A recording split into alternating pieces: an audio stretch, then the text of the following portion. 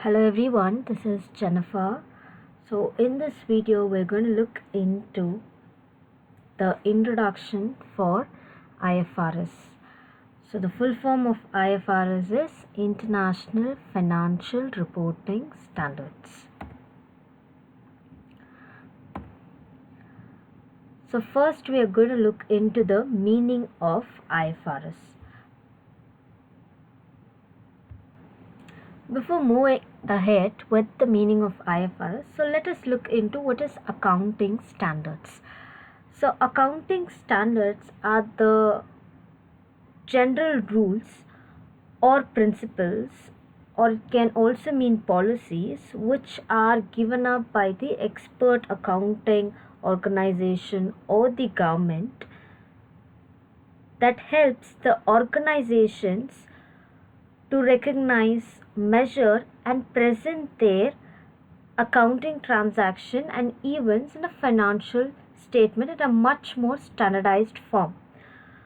So basically, why the financial statements are prepared by the organization to show their profitability. So when the financial statements are prepared, the statement should be very transparent and reliable for the outside stakeholders. So in order to make it more transparent and reliable, the organization, while they are preparing the financial statement, it needs to follow up, or the financial statement should be regulated by the accounting process, okay, in order to have a uniform preparation of financial statement, which will help us to provide transparency, consistency, or adequacy or comparability of one organization's accounting financial statement with another organization, and for the stakeholders to have a much more reliable financial statement, they will adhere to the different accounting standards. So these accounting standard needs to be very standardized, and they basically provide a framework or accounting policies to the financial statement, or in order to prepare the financial statement. So in simple words, accounting standards basically regulate the treatment of accounting transaction and events to be occurred in the financial statements. So once if you look into accounting standards, this is basically IFRS is basically the extension of accounting standards kind. So IFRS, if you see, the full form of IFRS is International Financial Reporting Standards. So by the word itself we get to know it's international level, so it is globally that is to be implemented. It is like an accounting standard which can be implemented by companies which are operating globally or internationally. So it covers full sets of principles and rules on reporting of various items, transactions, or situations in the financial statement. So these accounting standards, or these standards, are basically accepted globally and internationally. So basically they act as guidelines for the organization while they are preparing their financial statements.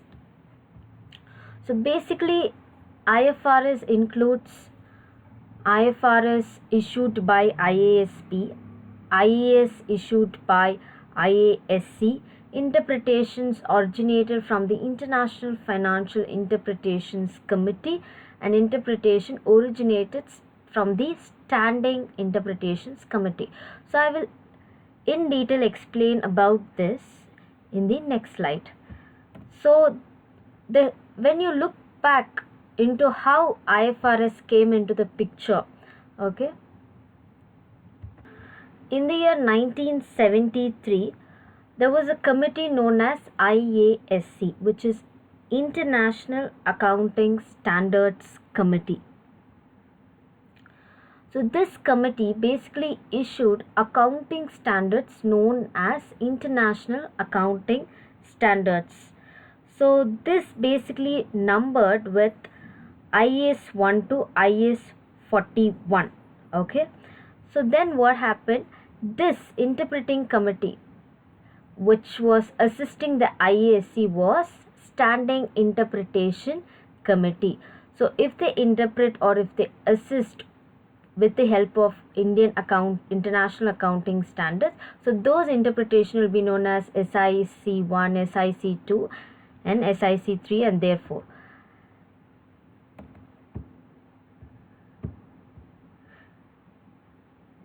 then in the year 2001, this IASE, which is International Accounting Standards Committee, was replaced by IASB. So this committee was replaced by IASB. IASB is nothing but International Accounting Standards Board. So this International Accounting Standards Board came into picture, and this committee was eliminated from the picture in the year 2001. So what happened in the first meeting of IASB? What they thought, they agreed to take the international accounting standards in a revised form. So this revised form was nothing but it was series as IFRS. So this IFRS was issued by IASB now, which is the new committee that came into the picture, which is the replacement of IASC. So IFRS is issued by IASB, which is International Accounting Standards Board.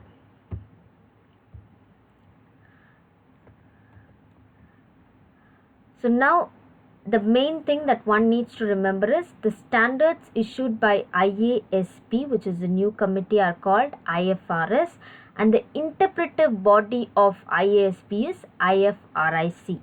Okay, whereas the standards issued by IASC is International Accounting Standards, and the interpreting committee were known as Standing Interpretation Committee.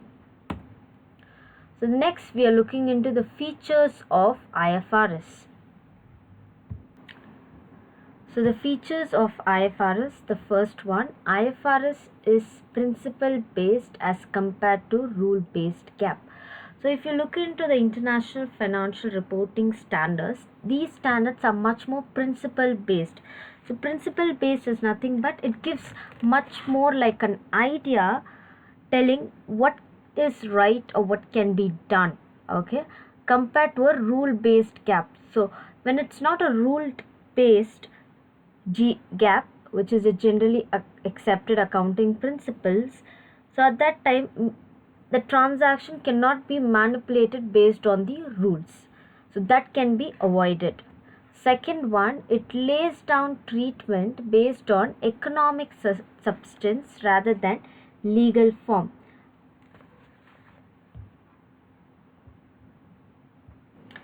So basically it tells that in IFRS, the organizational transactions are mostly considered as economic substance, which means to tell the substantial purpose of the transaction or the economic effect of the transaction on the profits or on the financial statements are considered more rather than the tax liabilities or tax forms, etc.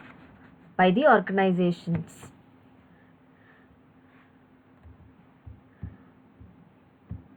The third one, the historical cost concept method has been replaced with the cost system.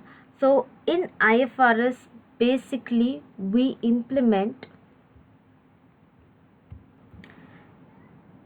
the fair value accounting rather than taking the original cost method.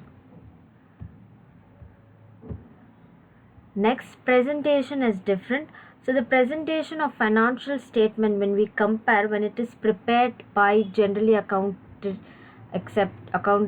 accepted principles, or when we prepare under IFRS, the presentation is quite different, because in IFRS, if you see, basically the assets are more segregated into current and non-current groups. The liabilities are more segregated into current and non-current groups. So the presentation is quite different depending on what standard the company implements in preparation of financial statements. So the presentation is different in IFRS compared to GAAP. Next, functional currency for preparing the financial statement. So if you look into Indian entities, basically they prepare financial statement in Indian rupees. Under IFRS, an entity measures its assets and liabilities or its expenses and revenue in its functional currency. So whatever currency that they operate in that particular country.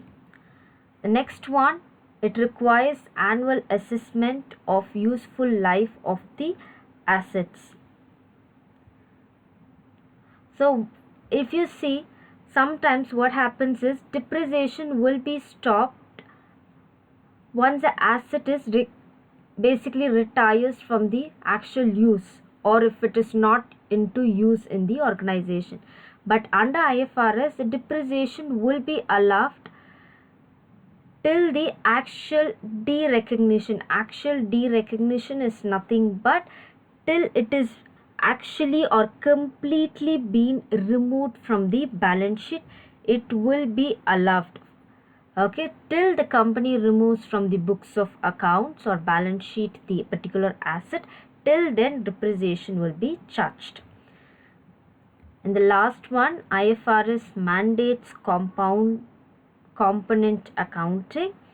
So basically under this approach, component accounting, under this approach, the cost of large item of property or a plant or a equipment or an asset which is on long term will be allocated to different components, and these components will be compared with the main cost of the asset and depreciated separately every time. So basically it is component accounting is done to the entire block of asset. Basically you compare the cost, overall cost of the asset in relation to the total. Basically you compare the cost of each component in relation to the overall cost of the asset. That is nothing but component accounting. Thank you so much. Thank you. Thank you.